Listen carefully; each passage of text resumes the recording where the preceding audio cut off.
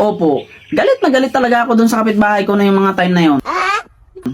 Kasi may handaan sa kanila eh.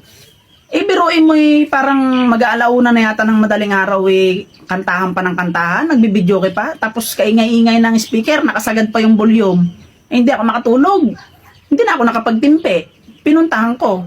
Ay, nung pagdating ko ba naman eh, inabot ka agad sa akin yung mic. Tsaka inabutan ako ng isang tagay, dahil daw yung tagay na yung pasalubong. Ay di, parang naka-5 kanta rin yata ako, tsaka naka-6 na shot. Paano masabi? Eh, masarap yung mga pulutan nila eh. Lalo na yung pinakagusto ko dun, yung sisig. Bago nga ako umuwi, pinabaunan niya pa ako ng ng lechon. Andun, nilagay ko sa rep. Baka mamayang gabi, paksiwin ko yon. Minsan talaga maganda rin yung may kasundo ka na kapitbahay eh. Na kalibre-libre sa pangulam ba. Eh, sana bukas nga may handaan ulit sa kanila eh. Para kahit papaano makatipid-tipid na naman sa pangulam eh.